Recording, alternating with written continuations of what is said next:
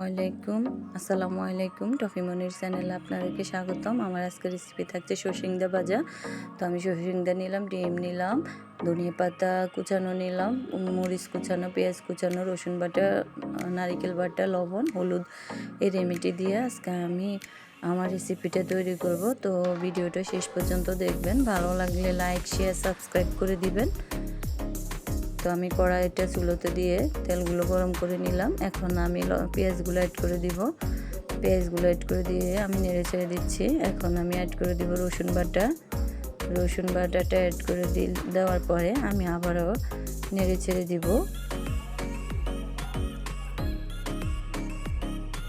নেড়ে ছেড়ে দেওয়ার পর কাঁচামরিচ কুচানোটা অ্যাড করে দিব।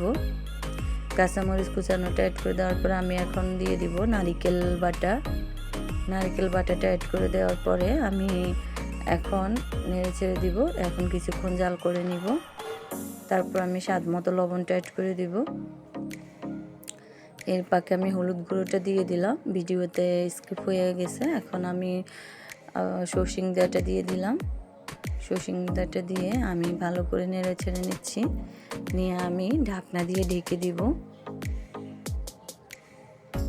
অবশ্যই এভাবে ভেজে খেলে কেমন লাগে আপনারা আমাকে কমেন্টে জানাবেন। তো আমি ঢাকনা দিয়ে ঢেকে দেওয়ার পরে সরষিংদাটা অনেকটাই সিদ্ধ হয়ে গেছে। এখন আমি অ্যাড করে দিব ডিমটা অ্যাড করে দেওয়ার পরে আমি আবার ডিম এবং সরষিংদা একসাথে মিশ্রণটা একত্রিত করে নিব।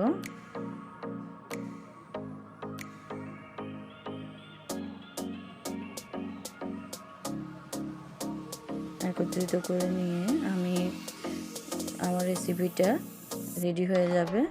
ঢাকনা দিয়ে কিছুক্ষণ আমি ঢেকে রাখবো মিশিয়ে দিয়ে।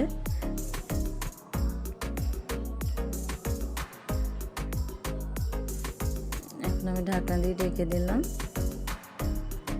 তো আমার সরষিংদা ভাজাটা হয়ে গেছে। আমি তেলগুলো থেকে আলাদা এক্সট্রা করে নিব, তেলগুলো ঝেড়ে দিব।